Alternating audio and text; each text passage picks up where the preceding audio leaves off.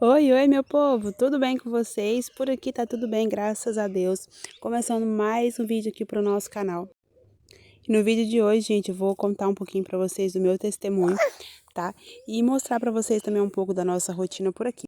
Bom, gente, no dia 18 de dezembro de 2018, né, nasceu meu primeiro filho, o sonho da minha vida. Ele nasceu bem, nasceu super saudável, né? Coisa mais linda do mundo. Ficamos o tempo na maternidade e depois fomos para casa. Eu estava muito feliz, aproveitei cada minuto, cada segundo ao lado dele. Só que assim, gente, em um belo dia, né, eu fui amamentar ele de manhã e ele não quis, né? Ele começou a chorar bastante, chorar, sem parar. Dei remédio para ver se era algum tipo de dor, né? Algum dor de ouvido, algo do tipo, e nada, né? Ele gemia muito.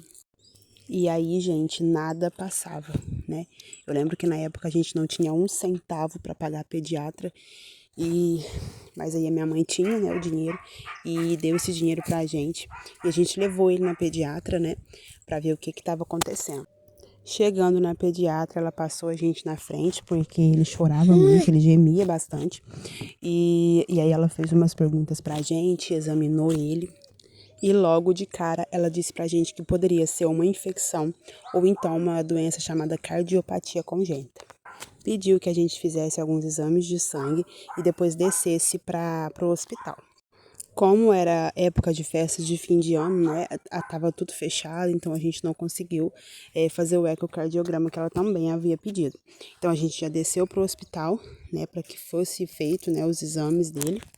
E aí, né, gente, o nosso sofrimento começou ali, né, que foi um sofrimento real ver o nosso filho ter que tirar sangue, né, eles não achavam a veia dele, e aí foi todo um processo. Só que aí, gente, a enfermeira chegou pra gente e falou assim, olha, infelizmente, esse caso do filho de vocês não é pra gente, né? E teriam que transferir ele. E aí começou a luta, né, pra poder conseguir transferir. E aí conseguiram, né, uma vaga pra ele numa cidade e fomos pra lá. E aí, gente, eu fui na ambulância, né, com o meu filho e, e o meu sogro e o meu marido foi atrás, né, de carro, né? Fomos para a cidade de Lavras, Minas Gerais. E aí, gente, a gente não conhecia ninguém na cidade. Chegando lá, eu não poderia ficar no hospital com ele, né? Porque ele ia para uma UTI. Então eu não poderia ficar com ele, né? Eu expliquei para eles, né, que eu não conhecia ninguém, também já era tarde da noite, né? Então eles me deixaram ficar lá naquele dia. E o meu esposo e o meu sogro, né, eles teve que dormir no carro, né, durante aquela noite. Porém, no outro dia a gente teria que arrumar um lugar pra gente poder ficar, né? E aí no outro dia a gente procurou um hotel pra gente poder ficar, né? Que por sinal era muito caro, mas era necessário. Então, assim, tava sendo a nossa rotina, né? Todos os dias a gente ia, a gente visitava ele, a gente pegava nas mãozinhas dele e pedia muito a Deus para que Deus tirasse ele dali. Eu ainda não servia, né, totalmente ao Senhor, mas eu tinha aquela certeza dentro de mim de que Deus podia tirar o meu filho dali.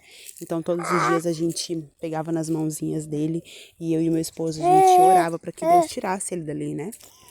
E aí, gente, foram feitos, né, os exames dele, foi feito, né, o ecocardiograma e foi constatado que ele realmente estava com uma infecção e também estava com a doença chamada cardiopatia congênita. Então era necessário tratar a infecção e depois, né, ia ser feito a cirurgia. Nesse processo a gente achou, né, uma senhora que eu vou levar pro resto da minha vida, né, que ela acolhia pessoas, né, na casa dela, as pessoas que não tinham condições mesmo, né, de pagar o hotel para poder ficar, que tinham pessoas, né, da família no hospital. Então a gente foi para casa dela, né, e a gente tava ficando lá, né? Então todos os dias a gente ia visitar ele e depois voltava para casa dela. E assim, gente, todos os dias que a gente ia ver ele, praticamente ele estava dormindo, né?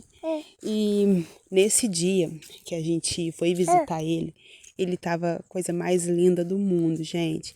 Ele tava acordado. E aí a gente, como de costume, a gente pegou nas mãozinhas dele, a gente orou e E ele abriu os olhinhos assim, ele olhou tão fixamente pro meu esposo e ficou olhando. E foi a coisa mais linda do mundo. Todos os dias, gente, eu tinha que tirar, né, o meu leite, né, para que ele fosse dado para ele, né. Algumas vezes eu ainda consegui pegar ele no colo, né, mas era bem difícil. Gente, um certo dia, o meu sogro, ele foi, né, para poder ver, né, o nosso filho. Né, e a gente tinha acabado, gente, ignorem, é o meu filho que tá aqui conversando. E aí, gente, a gente tinha acabado de sair, né, da sala, tava tudo bem. E aí o meu sogro entrou para poder ver ele, né, e não deixaram ele ver. Disseram que estava em um procedimento. Ficamos muito preocupados, né, porque na verdade a gente tinha acabado de sair há pouco tempo e tava tudo bem com ele, né.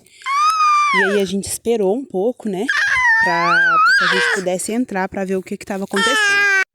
Depois, gente, de um tempo, né, a gente conseguiu entrar novamente na sala e quando a gente entrou, a gente se deparou com todas as enfermeiras chorando, mas chorando muito. No começo a gente não entendeu, né, o porquê daquilo, de tudo aquilo, né, mas aí a gente entrou normal, a gente viu o nosso filho, né, ele estava, entre aspas, estava dormindo, e aí eu e meu esposo, a gente pegou nas mãozinhas dele, e meu esposo achou ele muito diferente. Ele olhou pra mim e falou assim, amor, mexe com ele, ele não tá normal. E assim eu fiz, eu peguei nas mãozinhas dele, eu mexia com ele, e nada dele se mexer. E aí o meu esposo saiu da sala, começou a chorar bastante, e eu chamei uma das enfermeiras e eu falei, o que tá acontecendo? Meu filho tá morto?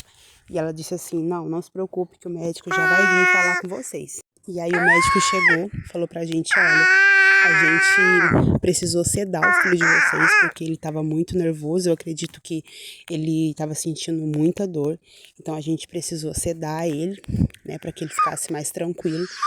E então por agora ele não vai se mexer mesmo, ele vai ficar mais tranquilinho. E aí eu fiquei muito desesperada, né? E aí a gente saiu, né, do hospital e o meu sogro chamou a gente para ir numa igreja.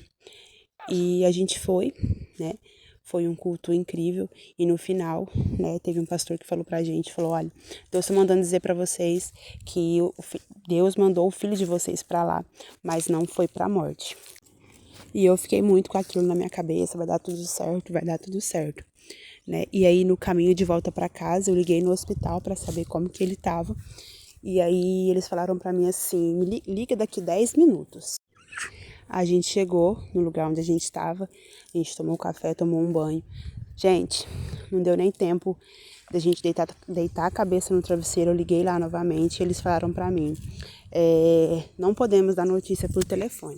E aí, mais uma vez, eu fiquei desesperada e o meu esposo tentando me acalmar. Olha, Deus já falou, vai dar tudo certo.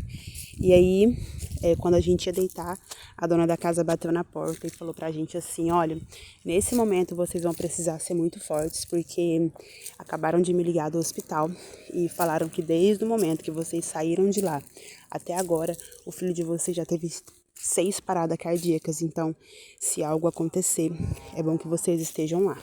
Fomos imediatamente pro hospital novamente, e aí chegando lá, né, a pediatra veio conversar com a gente, né, e começou a falar de todos os procedimentos que haviam feito nele, e aí no final ela disse algo que eu realmente não desejo para inimigo nenhum.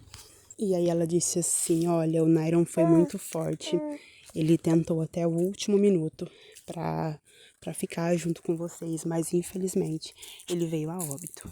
Tanto eu quanto meu esposo, a gente ficou totalmente sem reação. E aí ela perguntou pra gente se a gente queria ver ele. E a gente disse que queria.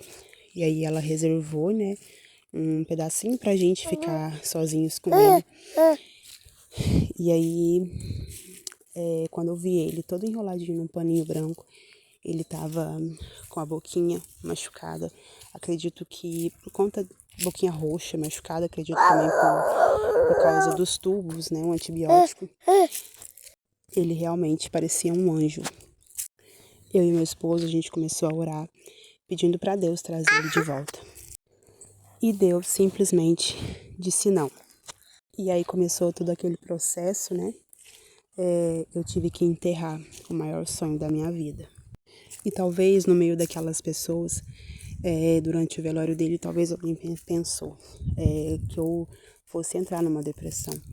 Mas eu posso dizer com toda a certeza do mundo, foi Deus. Foi Deus que me deu força. Deus me deu uma calmaria tão forte durante o processo do luto. Mas não quer dizer que foi difícil, né? E durante esses dias, né, que a gente viveu, né, toda essa fase, né, eu e meu esposo, a gente chegou a uma conclusão de que a gente não conseguiria sozinhos, né? Então, foi onde a gente foi acolhido por uma igreja e resolvemos entregar a nossa vida para Jesus.